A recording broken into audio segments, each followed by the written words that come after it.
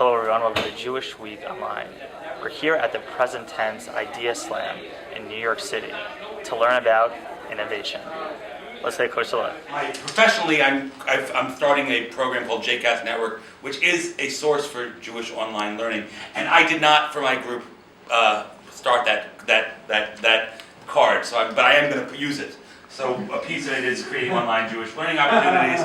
But I did not create it in the card, so I just want to start there. But I was thrilled to see it. And then figuring out raising money for new initiatives, ways to do that.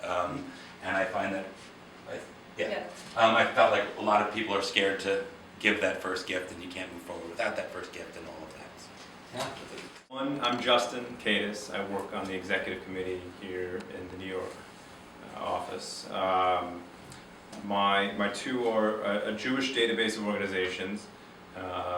Something that I find that I'm relatively new to the New York area. I've been in this area for about 5 years now, and I have a basic idea of what the landscape looks like, but it still is troubling to me to sort of understand where the different organizations interact with one another and how I can get involved with any or all of them.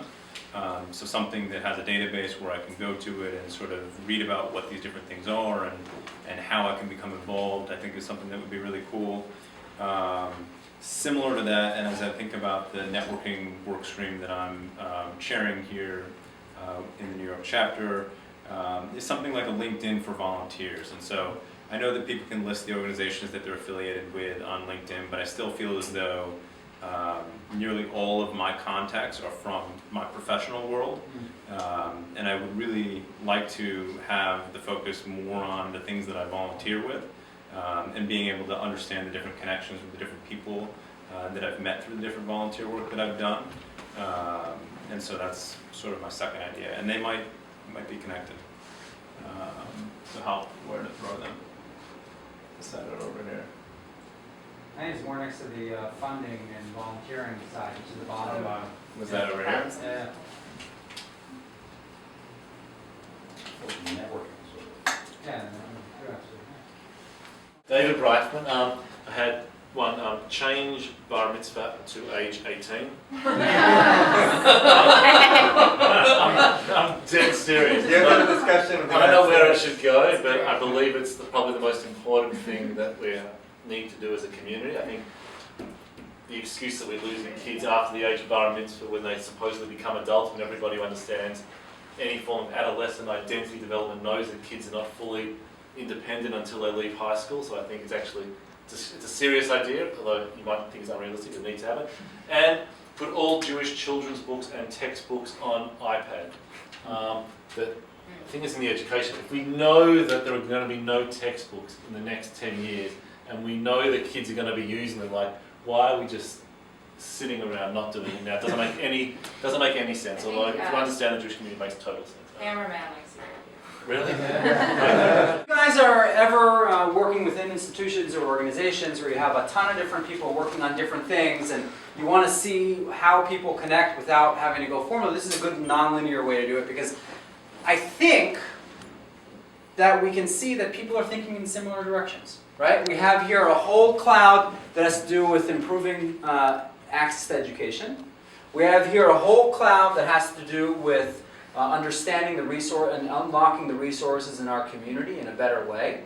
And then we have here a whole cloud that has to do with fostering connections between individuals, so people-to-people connections, right? And all of this we might have figured out through lots of conversations, but without doing it first individually and then reducing it and then going on and putting it up there, we wouldn't really know the extent of it. And by the way, we asked you to limit it to 2 because we only want to do this event in an hour and a half, but you can do this event over the course of a whole day, and you can have people represent 5, and then you can have people vote on those 5 and so on. But we're gonna pull back here, and what we're going to do now is we're going to be doing what's called a rapid prototyping session. Now, what that means is some of you are going to be pulled much more to this direction, some of you are going to be pulled much more to this direction, and some of you are going to be pulled a lot more to this direction. And so what we're going to do is we're going to break up into groups according to your clouds. And if you have more than 4 people in one of your clouds, you're going to break off into separate groups. And the idea is for you to just get to know one another. just get to know what it is that drives you, what are the things that you're interested in. We're going to have a piece of paper, a large piece of paper that we're going to give you. And if a practical idea that you as a group want to do comes up, or something that you'd like to support, or you'd like to help, or you'd like to learn more about, write it down. And if nothing comes, and all you do is you get to meet someone else that you're interested in getting to know better, and maybe from that a conversation sparks, you'll let that happen too. All right? So we're going to take 10 minutes to do that. And we have the, do you want to bring the large piece of paper? So we're going to bring the large pieces of paper. So anybody who's interested in cloud number 1, which is the schools and education one, that corner. Anyone who's interested in cloud number 2, which is the resources, unlocking resources in the community, that corner. And anyone who's interested in fostering connections, people-to-people connections between people in the community, in this corner. And if you see that you have more than 4 people, break into groups, and then we'll take it from there.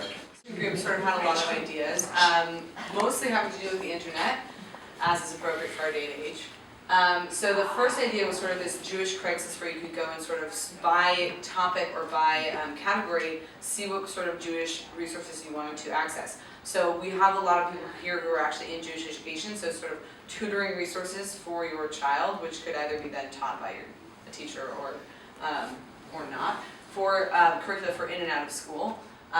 Places where you could go to learn text, places where you could go to teach text. Jewish podcasts, which is actually something that Doron has actually already started doing in the JCast network. Jewish TED Talks is another idea, and then we sort of have different models here of different kinds of ways that people have already done this. Made Jewish education more affordable, like in Seattle, there's the Samos Foundation that subsidizes Jewish education. The Chabad model, which is that they have sort of an online school system for their kids who are abroad, wherever they may be. And there's also e-chinuch, which is sort of like a orthodox resource. It's kind of a jumble, but different models of ways to sort of propose to maybe do this, actually. Great. Thank you. So we mostly introduced ourselves. It seemed like we were getting to something. Before I rudely cut you off, Yes. I understand. About volunteer duplication in processes among different nonprofits in New York in general, maybe, and how we can use maybe LinkedIn type networks or some kind of database system to help at least cut the time and effort involved in getting volunteers, interns, skilled volunteers to help organizations.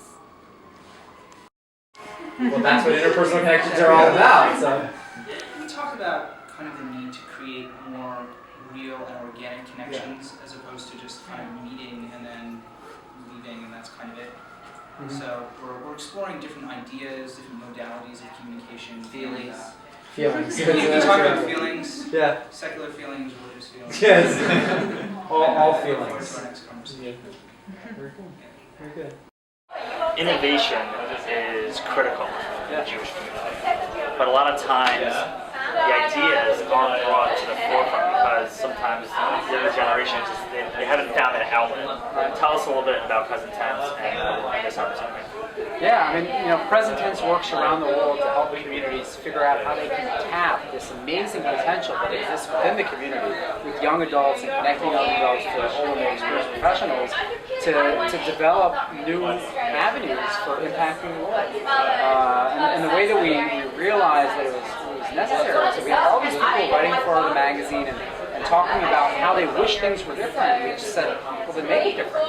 And then finding the way to connect people with others within the community that are passionate about something, that want to help, that want to give an hour a week of their time in order to transform their community was actually really easy. And that's what drives us. It's allowing people to realize that they have the ability, the power to change the world. And I mean, you're an innovator. You used to be founded PresenTense. What motivated you to do that? I was a co-founder, and it was mostly because I was just inspired by other people and what they were thinking and what they were developing. A couple times, a million times, I've been asked, so what do you think is the next big idea? I have no clue. I have no idea what's going to be the next big thing. I don't think there is a magic bullet. What I know is that if you give people the opportunity to try, they'll figure something out. And they might figure out a little thing here and a little thing there, but in the end, that amalgamation, that full trial, peoplehood in action is what's important. And for me, that's the definition of Zionism. It's the definition of the Jewish people working as a collective actor to realize its potential in this world. The Idea Slam, it was another unique way that Present Tense can bring together people from different backgrounds. Did anything surprise you? In this Idea Slam? Yeah. Yeah, I was fascinated by the focus on the people-to-people connections. It's very interesting because we tend to forget that nowadays. And everyone has thousands of friends on Facebook, and they're paying attention to tweets, and there are all these technologies out there. The fact that people really crave a reason to meet regularly, I think that's crucial. And I don't think our community realizes that because the common wisdom is that people don't want to affiliate. I think what we're hearing is that people actually are interested. They want a reason to get together. They want to meet one another. And I think that we're forgetting that as we're trying to get more people involved. What they really want is to have deep personal connections with other people. They want to see them, to feel them, to smell them. And that's necessary. And organizations need to know how to do that in a way that engages people's heart and soul. What would you give to see the Jewish community change? Obviously you start this organization, you have these programs. What are you looking to see in the Jewish community?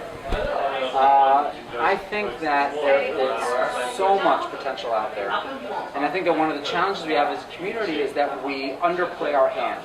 That is, we, for some reason, ascribe more value to foundations that give millions of dollars than to individuals who gives hundreds of hours.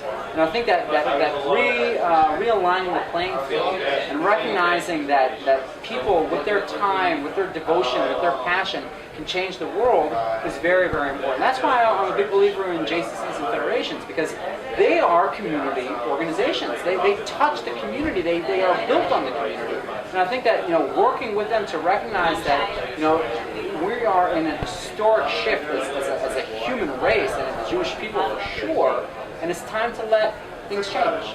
So I would love to see people take advantage of the resources within the community, not only their dollars, but their hours, their passions, what's in their soul, and not only their pocket. Have you seen any shifts? Oh, absolutely. Absolutely. I think that people are recognizing that it's not business as usual, that there's more in terms of time, in terms of energy, in terms of resources out there for people's experience and professional capability. I think that they need more. And, it's hard to predict the future, but where do you see the Jewish community in the next 5 years? I have no clue. It's never easy. Things are changing so fast. Where can people learn more about Present Tense? You can go to PresenTense.org. Our website is available and getting better every day. And if they're in New York or in other places, each city has its own site. So go to PresenTense.org and you can figure out the city's name. As you can see, there's a tremendous amount of innovation in the Jewish community. This is Arlen Herman, and thanks for watching.